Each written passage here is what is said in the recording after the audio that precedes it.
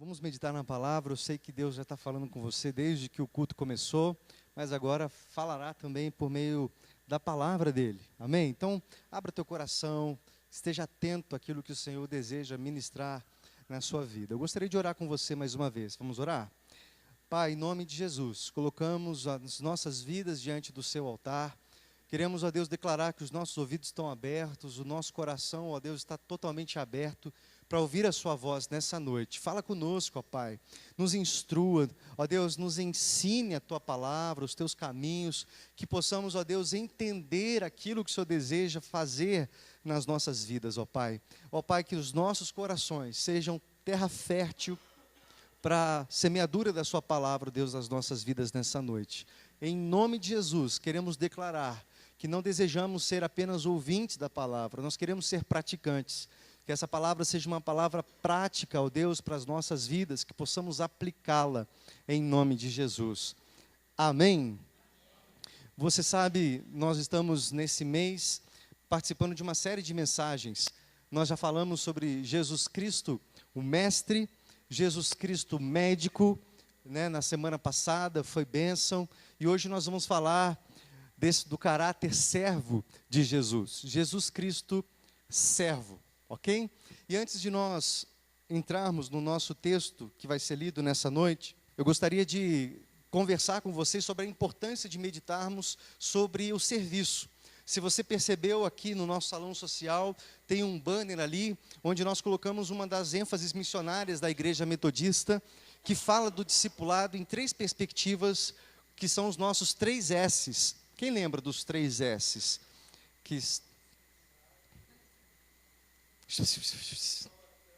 Salvação, santificação e o serviço. Então está aí o serviço, e isso nós precisamos aprender. Então o primeiro S da salvação. Nós precisamos ter convicção da nossa salvação, do projeto salvífico de Deus para as nossas vidas. O segundo aspecto é o processo da santificação. O Senhor quer nos santificar por meio da sua palavra. Não apenas te salvar, mas te santificar também. E tudo isso com um propósito, o propósito do serviço. Então, o desejo de Deus é formar você um caráter tão parecido com o de Jesus Cristo, que ao olhar para Ele, nós possamos ser inspirados pelo coração humilde dEle. E que isso nos constranja a fazer também o que Ele fez, a servir aos outros, servir aos necessitados. Esse foi o ministério de Jesus. Mas para que isso aconteça, nós precisamos vencer o nosso ego. No egoísmo, e de tantas mensagens e ilustrações que eu poderia colocar, eu achei essa tão simples, mas tão profunda. Alguém com muitas maçãs e alguém sem nenhuma, e essa pessoa nem um pouquinho preocupada em distribuir, talvez até com uma cara meio brava ali. Por que será que eu preciso repartir? Por que será que eu preciso dar o que eu tenho para outras pessoas? Para que nós possamos entender a importância do serviço, nós precisamos olhar para dentro de nós e reconhecer o quão somos egoístas. E também uma outra palavrinha, nós falamos do egoísmo, e outra que tem um pouco a ver também, ou tudo a ver, é essa palavrinha aí, que é o egocentrismo. O egoísmo é a pessoa que só pensa em si, e a pessoa egocêntrica é a que pensa que tudo gira ao redor dela. As pessoas precisam servi-la, as pessoas precisam agradá-la, ela imagina que o universo gira em torno dela, que ela está no centro. Então ela só consegue enxergar ela mesma, ela só consegue enxergar as necessidades dela, ela só consegue enxergar os desejos dela. E quando esses desejos não são supridos, ela se sente ofendida, porque na verdade o que ela deseja é ser servida. E isso está em todo lugar, e nós precisamos combater isso. Quando isso chega no casamento, o cônjuge deseja que o outro faça tudo o que ele quer, e o marido que pensa que a esposa precisa estar a seu serviço o tempo todo, e que ela precisa girar ao redor dele. E muitas vezes a esposa também, quando ela é envolvida por esse egoísmo, ela pensa que tudo tem que girar ao redor dela, e ela precisa ser servida o tempo todo. Na família também é a mesma coisa, quando os pais querem se importar com eles mesmos e se tornam negligentes na educação dos seus filhos e até terceirizam essa educação para a escola, para a igreja, porque não querem assumir suas responsabilidades, porque envolve renúncia, envolve comprometimento, sacrifícios muitas vezes, mas essa disposição para o sacrifício tantas vezes não existe, porque por causa do egoísmo, porque estamos interessados nos nossos prazeres, nas nossas demandas, não é? Nas demandas que nos pertencem, e é difícil olhar as necessidades das pessoas ao nosso redor. Nas amizades também isso acontece. É aquele amigo que não se esforça para investir tempo, investir numa ligação, numa visita, mas ele quer receber a visita, ele quer receber a ligação, ele fica chateado quando o amigo não fala com ele, mas tantas vezes nós não queremos investir numa amizade, porque, na verdade, queremos que o outro faça, que o outro nos visite, que o outro nos ligue, que o outro nos mande uma mensagem, que o outro nos ofereça uma carona. E nós, tantas vezes, não fazemos isso por causa exatamente do egoísmo, ou esse egocentrismo, onde nós colocamos o nosso ego no centro e nós queremos ser recompensados em todo o tempo. No ambiente de trabalho, isso também acontece com os patrões que focam no lucro exacerbado, não estão interessados, né, nos funcionários, e muitas vezes os funcionários também não estão nem aí para os seus patrões, só querem trabalhar menos e ganhar mais benefícios. Não é verdade, queridos? Não é? Quero trabalhar menos e ganhar mais. Quero trabalhar muito menos e ganhar muito mais. Porque, na verdade, estamos pensando em nós mesmos, estamos olhando para nossas demandas e temos dificuldade de olhar as demandas ao nosso redor. E isso é temeroso, isso é muito complicado. Na igreja também é a mesma coisa. Quando nós estamos aqui, nós viemos a um culto, queremos receber uma boa música, queremos receber uma boa palavra, nós queremos que as pessoas nos cumprimentem, e quando as pessoas não nos cumprimentam, a gente às vezes fica até um pouco chateado, não olhou para mim, não me cumprimentou, não falou comigo, virou o rosto para mim. Na verdade, nós estamos querendo saber quem é que está olhando para nós, e quem é que vai falar conosco. E não a pergunta, com quem eu vou falar, quem eu vou pegar o telefone, quem eu vou apertar a mão, quem eu vou dar um abraço, dizendo, que bom que você está aqui, porque na verdade nós estamos, mais uma vez, preocupados com as nossas próprias demandas, preocupados com o nosso próprio ego. Queremos nós ser supridos, e tantas vezes não olhamos para as pessoas ao nosso redor. E uma palavra que está sempre diante de nós é, o que eu posso ganhar vindo nessa igreja? O que eu posso ganhar com essa amizade? O que eu posso ganhar, né, trabalhando aqui ou indo lá? Quais são os meus benefícios? E nós colocamos o nosso ego no centro, o nosso eu no centro. E esse é um grande problema, porque enquanto o ego for o centro da sua vida e do seu foco, Jesus não será. E não sendo, nós dificilmente vamos entender o que significa o serviço e qual é o chamado do Senhor para as nossas vidas por meio do serviço. E uma coisa nós precisamos reconhecer: a nossa natureza é assim. Nós somos egoístas por natureza, caídos por causa do pecado. Nós somos assim, a nossa essência é assim, caída. E nós precisamos da graça de Jesus para converter o nosso coração, para transformar a nossa vida e o nosso olhar para as outras pessoas. É ou não é verdade, queridos? Todos nós, se soltarmos, a gente vai para o barranco. Somos como aquele carro desalinhado, e essencialmente desalinhado, quando solta do volante, ele vai para o barranco. E nós precisamos do Espírito Santo para segurar ali no volante, falar: filho, agora vai, eu tenho um caminho reto para você, não se desvie dele, caminhe nesse caminho, e é um caminho de santificação. Por isso esses 3 S's, tá bom? Santificação, salvação, em primeiro lugar, santificação e o serviço. Essa pergunta eu tenho para você, é uma pergunta retórica, só pense na resposta aí para você. Que sinais de egoísmo e egocentrismo você é capaz de detectar na sua própria vida? Presta atenção nessa pergunta para você. Quais sinais de egoísmo e egocentrismo você consegue detectar aí na sua vida? Olhando para dentro de você. Será que você consegue identificar algum traço aí de egoísmo. Vamos olhar para Jesus? Queremos olhar para o nosso mestre, para o exemplo que ele deu, porque ele é o nosso grande modelo, ele é o nosso grande exemplo. Então nós queremos olhar para ele nessa noite, ser constrangidos, ser iluminados e ser convertidos, a nossa postura se converter diante do exemplo dele. Então, querido, abra comigo a sua Bíblia em João, no capítulo 13, a partir do versículo de número 1. Evangelho de João, capítulo 13, a partir do verso de número 1. Vamos ler esse texto. Ora, antes da festa da Páscoa, sabendo Jesus que era chegada a sua hora de passar deste mundo para o Pai, tendo amado os seus que estavam no mundo, amou-os até o fim. Durante a ceia, tendo já o diabo posto no coração de Judas Iscariotes, filho de Simão, que traísse Jesus, sabendo este que o Pai tudo confiara às suas mãos, e que ele viera de Deus e voltava para Deus, levantou-se da ceia, tirou a vestimenta de cima, e tomando uma toalha, cingiu-a com ela. Depois deitou água na bacia e passou a lavar os pés dos discípulos, e a enxugar-lhes com a sua toalha com que estava cingido. Aproximou-se, pois, de Simão Pedro e lhe disse: Senhor, tu me lavas os pés a mim?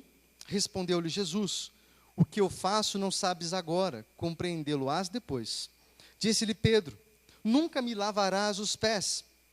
Respondeu-lhe Jesus: se eu não te lavar, não tens parte comigo. Então Pedro lhe pediu: Senhor, não somente os pés, mas também as mãos e a cabeça. Declarou-lhes Jesus: quem já se banhou não necessita de lavar senão os pés, quanto ao mais está todo limpo. Ora, vós estáis limpos, não todos, pois ele sabia quem era o traidor. Foi por isso que disse: nem todos estáis limpos. Depois de lhes haver lavado os pés, tomou as vestes e, voltando à mesa, perguntou-lhe: compreendeis o que vos fiz? Vós me chamais o mestre e Senhor, e dizeis bem, porque eu sou. Ora, se eu, sendo o Senhor e mestre, vos lavei os pés, também vós deveis lavar os pés uns dos outros, porque eu vos dei o exemplo, para que, como eu vos fiz, façais vós também. Esse é o texto, queridos, que nós vamos meditar nessa noite.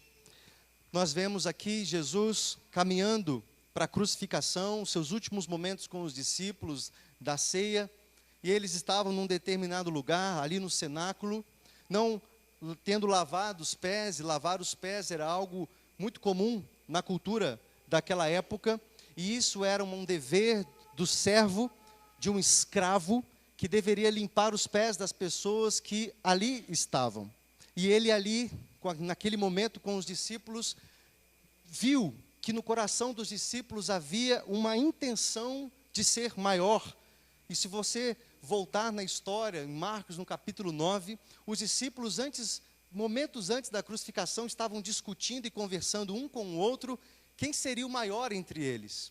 Enquanto Jesus o tempo inteiro ensinava sobre humildade, sobre serviço, eles estavam preocupados, se perguntando quem seria o maior entre eles. Quem iria sentar ao lado de Jesus na glória? Quem receberia mais aplausos? E Jesus detecta isso no coração daqueles discípulos, detecta isso. E naquela noite, no cenáculo, ele surpreende aqueles discípulos com essa atitude de lavar os pés.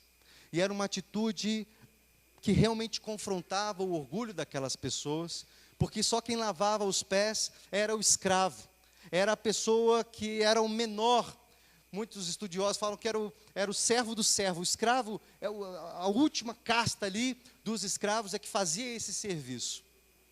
E os discípulos precisavam aprender que a humildade e o serviço precisam fazer parte do caráter e do DNA dos discípulos dele, do mestre. E necessariamente precisa fazer parte do nosso DNA, precisa fazer parte da nossa vida e da nossa essência como cristãos. Porque se nós não combatermos esse sentimento, esse egoísmo e o egocentrismo, nós seremos sempre crentes ou cristãos sanguessugas, não é? Parasitas, que queremos sempre sugar alguma coisa, sugar uma bênção. queremos sugar uma pessoa que nos visite, sugar uma visita, sugar a energia de uma amizade, de um discipulador, de alguém que está acompanhando a gente, mas quando a gente é desafiado a dar, nós não conseguimos, porque nós estamos afundados no nosso próprio egoísmo. E Jesus estava percebendo exatamente isso no coração dos discípulos. E os discípulos, para entender o caráter de servo de Jesus, precisariam entender que o Messias não era exatamente aquilo que os judeus esperavam e aguardavam. Para eles, o Messias seria um salvador, seria um guerreiro, seria poderoso, um rei que livraria o povo do Império Romano, do jugo do Império Romano. Então, para eles, esse rei deveria vir montado num cavalo e realmente transformar a realidade social que aquele povo vivia debaixo do jugo do Império Romano. Jesus vem montado num jumentinho. Jesus, ele vai ao contrário, ao invés de nascer numa majestade, ele nasce numa manjedoura, demonstrando desde o princípio que o serviço seria de fato uma característica muito importante do DNA dele, do Filho de Deus. E nós precisamos aprender isso ainda hoje, em nome de Jesus, olhar para ele e entender o chamado dele para o serviço. O chamado que ele tem para a sua vida, querido, para o serviço. Não para ser enxergado, para ser notado, mas para ser o último. Para ser aquele que de fato serve. Jesus não veio para libertar o povo do Império Romano. Veio para libertar o povo do pecado. Ele viria servir, curar os enfermos, alimentar os famintos, ajudar os pobres. Esse era o ministério de Jesus. Esse era o ministério desse Messias, desse Deus encarnado, que veio libertar o povo do pecado, e libertar o povo do egoísmo, libertar o povo do egocentrismo, libertar o povo dessa visão que só enxerga o próprio umbigo, e começar a olhar para as pessoas ao redor. Esse é o ministério de Jesus. Nessa música que nós cantamos, e se Deus quiser, tivermos tempo, eu gostaria de repetir essa canção. Está lá em Filipenses, não precisa abrir, eu vou ler. Filipenses capítulo 2, do versículo 3 ao 8. É exatamente a letra que nós cantamos nessa canção, que diz assim: nada façam por ambição egoísta ou por vaidade, mas humildemente considerem os outros superiores a si mesmos. Cada um cuide não somente dos seus interesses, mas também dos interesses dos outros. Seja a atitude de vocês a mesma de Cristo Jesus, que embora sendo Deus, não considerou ser igual a Deus, mas esvaziou-se a si mesmo, vindo a ser servo, tornando-se semelhante aos homens. E sendo encontrado em forma humana, humilhou-se a si mesmo, e foi obediente até a morte, e morte de cruz. Por isso Deus o exaltou à mais alta posição, e lhe deu o nome que está acima de todo nome, para que ao nome de Jesus se dobre todo o joelho no céu, na terra e debaixo da terra, e toda língua confesse que Jesus Cristo é o Senhor, para a glória de Deus Pai. O Senhor Jesus, Deus, não usou por usurpação ser igual a Deus. Antes se humilha, se faz em forma de servo e vem ao mundo. Nasce numa manjedoura, entra em Jerusalém num jumentinho, demonstra o tempo inteiro o seu ministério com os pobres, com os desprezados, com os considerados pecadores daquela sociedade. Era exatamente com esses que Jesus estava, era exatamente com essas pessoas que Jesus se relacionava. Ele mesmo sendo Deus, ele se coloca como aquele que lava os pés dos seus discípulos. Ele se coloca como aquele que é o mais humilde de todos, que faz aquilo que os discípulos não queriam fazer, porque ninguém queria ser tão baixo a ponto de lavar os pés uns dos outros. Eu imagino Jesus entrando naquela reunião com os discípulos e meio que esperando quem seria aquele que tomaria a iniciativa de lavar os pés uns dos outros.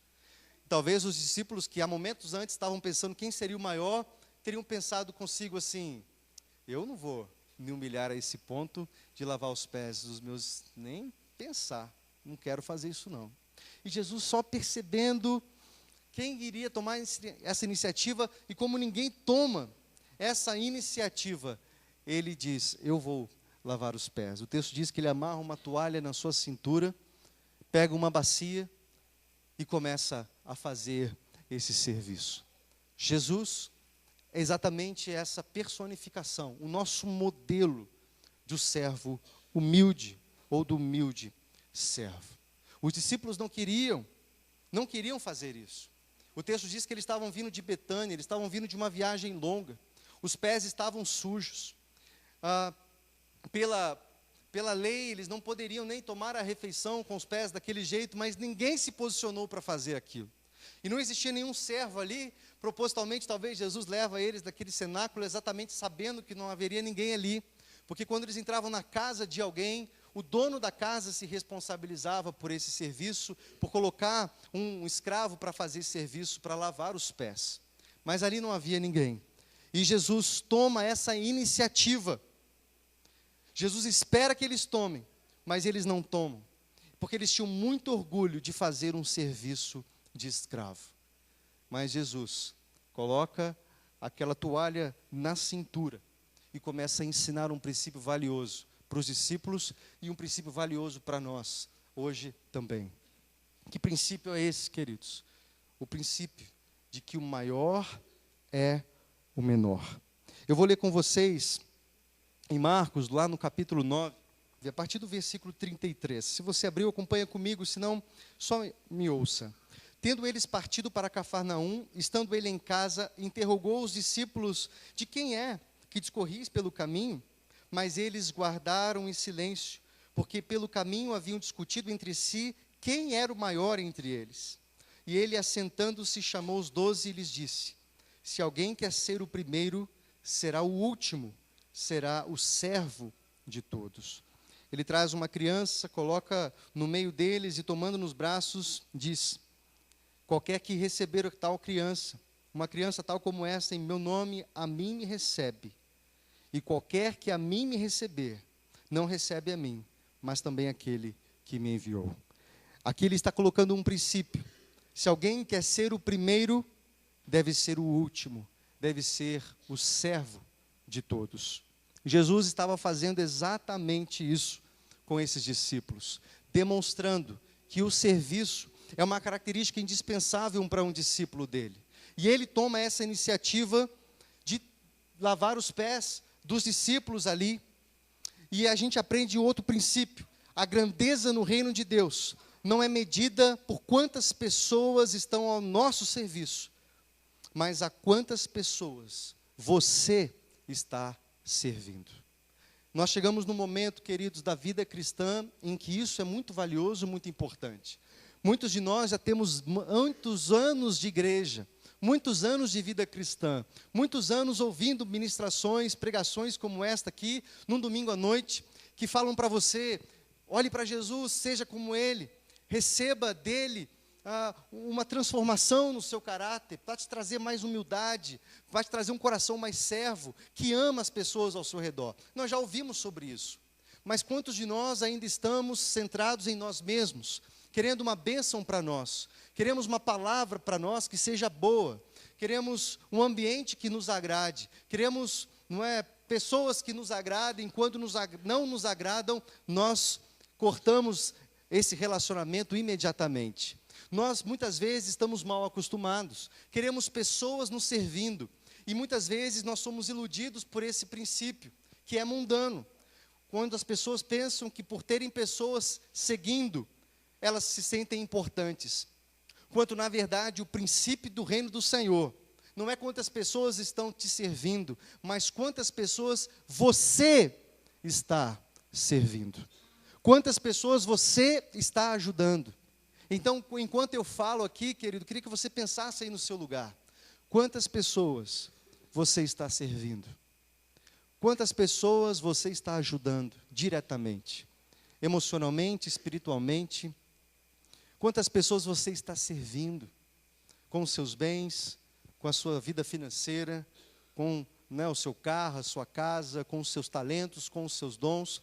Quantas pessoas você está estendendo a mão? Era exatamente esse princípio que Jesus estava ensinando aqui, que aquele que quiser ser o primeiro, deverá ser o último, deverá ser o servo de todos. Aquele que entendeu o chamado de Jesus, ele imediatamente levanta as mãos e diz: Senhor, eu quero te servir. Senhor, o que eu posso fazer para te servir? Porque eu entendi que eu não estou aqui para ser servido. Eu não estou aqui para receber uma boa palavra, para não receber um tapinha nas costas e para ouvir pessoas falando aquilo que eu quero ouvir. Eu estou aqui, Senhor, para o Senhor falar aquilo que eu preciso ouvir. E muitas vezes é uma palavra de correção, muitas vezes é uma palavra de conflito, é uma palavra de confronto. E nós não estamos acostumados e nós não gostamos de ouvir uma palavra de confronto, porque é chato demais. Eu saio da minha casa, coloco uma roupa, trago os meus filhos para vir aqui ouvir uma palavra de confronto. Não, eu quero ouvir músicas que eu gosto. Eu quero ouvir uma palavra que eu gosto, uma palavra que soe bem para mim. E eu saio daqui, energizado, aleluiado, me achando o máximo. Jesus me ama. Jesus te ama mesmo, querido. Mas porque Ele te ama, Ele quer transformar seu coração, tirar o egoísmo, tirar esse egocentrismo, esse desejo de aparecer, esse desejo de ser visto, esse desejo de ter pessoas o elogiando, para que você seja o servo que faz isso. Esse é o chamado de Jesus para você. Talvez na sua vida cristã muitas pessoas já te ajudaram, muitas pessoas já levaram cesta básica para você, e agora é a hora de você levar a cesta básica, querido. Talvez algumas pessoas já te visitaram na sua caminhada. Essa é a hora de você começar a visitar pessoas. Talvez pessoas abriram as portas das casas delas para você ir lá e receber uma palavra, numa célula, num grupo de comunhão, que seja.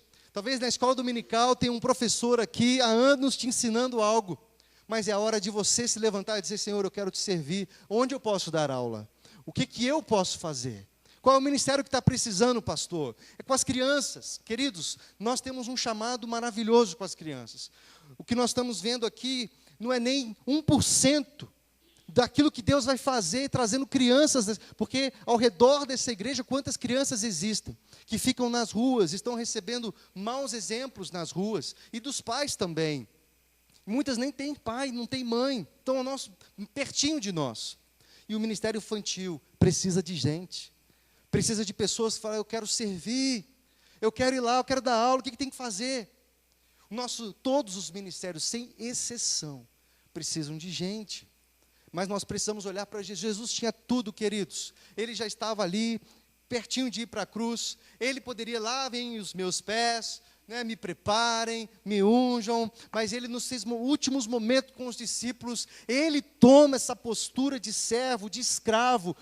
Ele se humilha, porque é exatamente o serviço do servo, do mais escravo. E é interessante que quando ele vai lavar os pés de Pedro, Pedro reage, dizendo: não lavam os meus pés, não, eu preciso lavar, filho, senão você não tem parte comigo, então lava mesmo, basta na cabeça, lava tudo. E Pedro tem essa postura, mas em nenhum momento Pedro diz: então deixa eu lavar os seus pés. Então tá bom, lava meus pés. E eu fico pensando: será que alguém lavou os pés de Jesus? Eu acho que não. Naquele momento, ele queria demonstrar, e de fato demonstrou, que o maior é o menor. Alguns ministérios aparecem mais do que outros.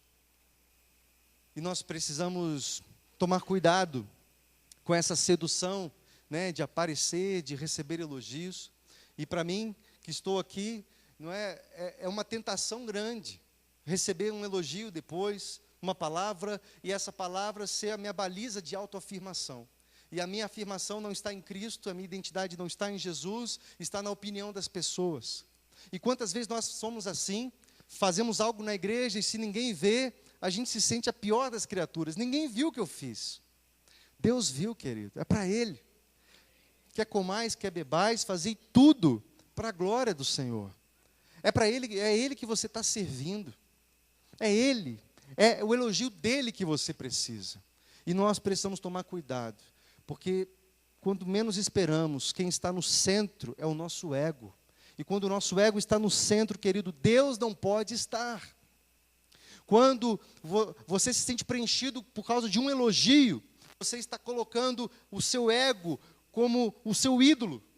E você precisa adorá-lo, precisa alimentá-lo para se sentir satisfeito. Isso acontece com o dinheiro, isso acontece no casamento, no relacionamento com os filhos, com a esposa, e nós idolatramos tantas coisas e perdemos a centralidade de Cristo nas nossas vidas. Quando Ele de fato é o nosso centro, nós somos constrangidos, porque se nós estivéssemos lá naquele ambiente, Ele estaria lavando os seus pés. E como você se sentiria?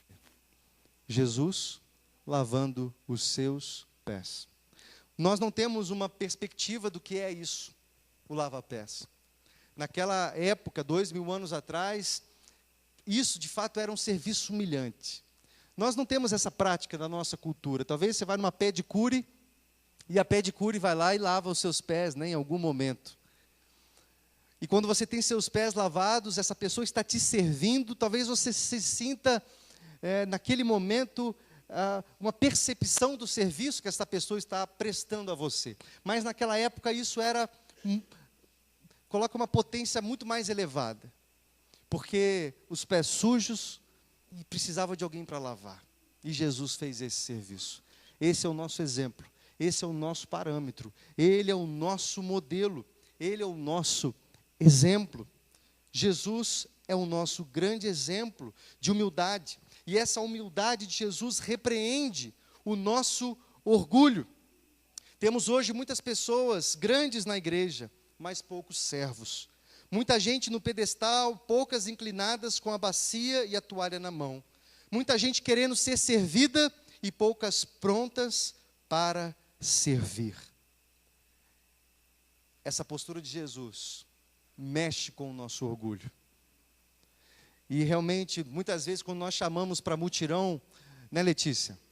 É difícil, né? Parecer alguém ou alguém. É difícil, porque tantas vezes o serviço gera o sacrifício, gera compromisso. E nós muitas vezes queremos assistir o nosso jogo do time favorito num domingo à tarde. Não conte comigo. Deixa eu fazer os meus negócios aqui. Só que, queridos, o Senhor não mente para nós. O Senhor está dizendo, se isso é mais importante para você, você não é digno de mim. Se suas demandas pessoais são mais importantes do que o Evangelho, você não é digno de mim. E tudo que nós somos crentes nominais, nos quais o Brasil tem bastante. Quase 90% da população se diz cristã. Cerca de 190, quase 200 milhões de pessoas no Brasil se dizem cristãs, né? Entre evangélicos e católicos. 25% de evangélicos. Quase 50 milhões de evangélicos, né? Que se dizem evangélicos e dizem crer nessa palavra. Mas se nós tivéssemos 50 milhões de servos, gente que não está olhando para si próprio, mas está olhando para o outro, será que nós teríamos um país diferente? Será que nós teríamos uma igreja diferente? Será que nós teríamos tanta desigualdade social que nós temos hoje? É onde eu quero ter muito e não estou nem aí para a pessoa que tem menos. E quantas vezes nos contentamos com um assistencialismo, com uma cesta básica, com um aperto de mão, com um tapinha nas costas. Vá em paz, estou orando por você. Será que o nosso coração chora com esses imigrantes que querem cruzar os oceanos em busca de um país para viver em liberdade com sua família? Quantas pessoas estão hoje em campos dos refugiados? Nós precisamos olhar para essas pessoas, querido, e ter de fato compaixão. Ver o que Jesus vê quando olha para essas pessoas. E nós temos crises muito perto de nós. Crianças que precisam, famílias que necessitam. Onde é que Jesus estaria se estivesse aqui? O que Jesus faria se Jesus estivesse aqui, no seu lugar, com os seus recursos, com os seus bens? O que Jesus estaria fazendo? Essa é a pergunta que a gente precisa fazer, porque essa postura de Jesus é um convite à ação. Quando nós olhamos isso que Jesus fez, isso precisa nos incomodar. A atitude de serviço de Jesus precisa necessariamente nos inspirar. E o verdadeiro cristão faz algumas perguntas para ele. De que maneira eu posso ajudar? O que eu posso fazer por essa pessoa que Jesus faria no meu lugar? Agora preste atenção no que eu vou dizer. A ausência desse coração denuncia uma falsa conversão. Preste atenção. A ausência deste coração que se importa com as pessoas ao nosso redor denuncia uma falsa conversão. Como nós falamos, há muitas pessoas convencidas dentro da igreja, que gostam de Jesus, que acham que foi um cara legal, que fez coisas bacanas na história. Mas isso não constrange você e a mim. Estamos interessados em nós mesmos, no nosso egoísmo e no nosso egocentrismo. Se há uma ausência no nosso coração, apatia, insensibilidade, negligência, denuncia uma falsa conversão. Talvez denuncie que faltou algo no seu encontro com Jesus. Porque quando nós encontramos com Ele, nós precisamos colocar o nosso eu na cruz, o nosso ego na cruz e viver para Ele. E aquilo que está no coração dele precisa estar no nosso coração. E o que será que está no coração de Deus? O que será que bate no coração de Deus? Já parou para pensar? O que será que Deus deseja dos filhos dele? O que será que Deus deseja da igreja hoje? O que será que está no coração dele batendo nesse instante?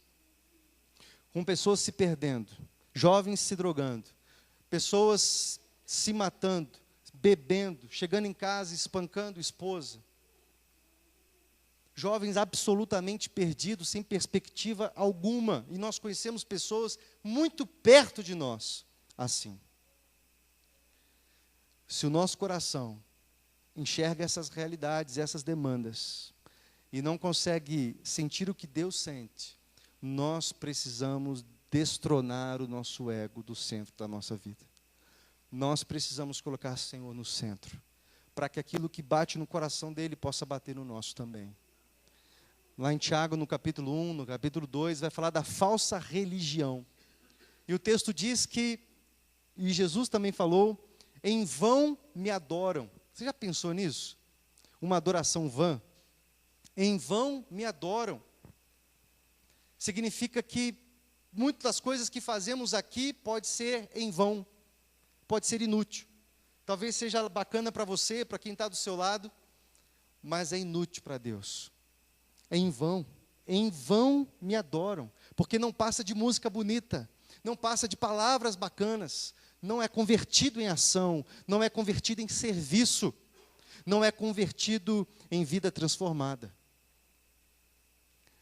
Que nós possamos ser constrangidos por essa palavra, querido, constrangidos pelo exemplo de Jesus, que não olhou para si mesmo, não quis glória para si, não usou por usurpação ser igual a Deus, antes se fez em forma de servo e aceitou a morte de cruz, para servir a mim e a você.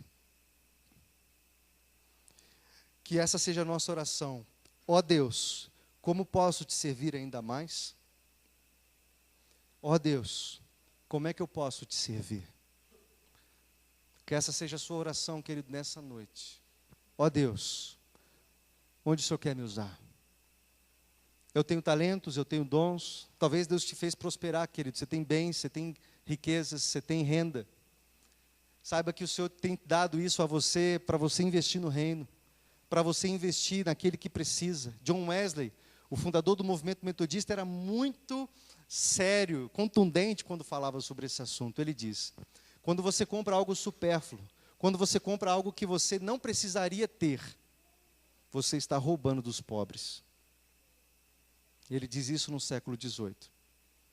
Quando você compra algo que você poderia comprar o igual, metade do preço, mas você, porque está vendido por valores que se pregam na televisão e na sociedade, compra algo mais caro, supérfluo ou por interesses mesquinhos, você está roubando dos pobres e desonrando a Deus. Desonrando a Deus. Porque honrar a Deus nas finanças não é nos 10%, é nos 100%. O Senhor quer tudo de nós, a nossa devoção, a nossa honra, em tudo que temos e em tudo que somos. Que essa seja, querido, a minha e a sua oração. Ó Deus, como eu posso te servir ainda mais?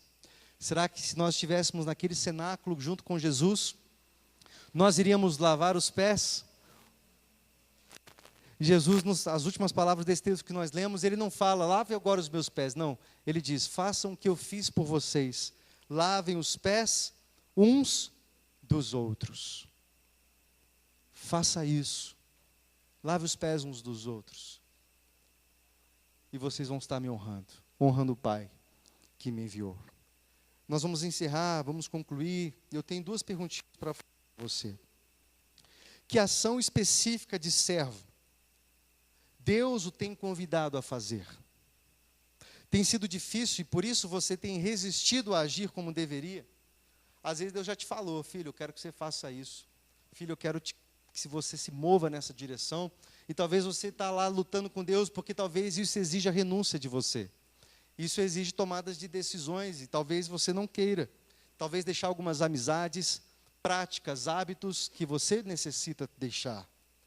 Que pessoa Deus colocou em sua vida para que você a sirva com regularidade e coerência?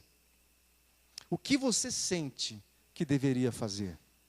Enquanto eu falava com você, Deus trouxe alguma pessoa que precisa de ajuda, que está bem pertinho de você, talvez alguém da sua família, alguém da sua vizinhança, alguém da igreja. Deus trouxe alguém na sua memória, querido, que você pode ajudar, que você pode servir, que você se posicione diante de Deus nessa noite. Experimente o serviço de Deus. Ele tem trabalhado por nós, trabalhado por você o tempo inteiro, te livrado de acidentes, dado provisão na sua casa, não tem faltado nada, não tem faltado nada. É o Senhor te servindo, é o Senhor que te ama. Mas, querido, não seja o idólatra do seu ego, sentado lá no trono, você no trono. Senhor, lave os meus pés aí, isso mesmo, quero a minha bênção, e muitos até exigem, né? Eu determino a minha bênção. Que é isso, gente? Que nós possamos entender o nosso papel de servos. Senhor, o que o Senhor quer que eu faça? Senhor, aonde o Senhor quer que eu vá? Senhor, o que o Senhor deseja fazer por meio da minha vida? Quem eu posso abençoar? O que eu posso fazer? Vamos colocar em pé, queridos?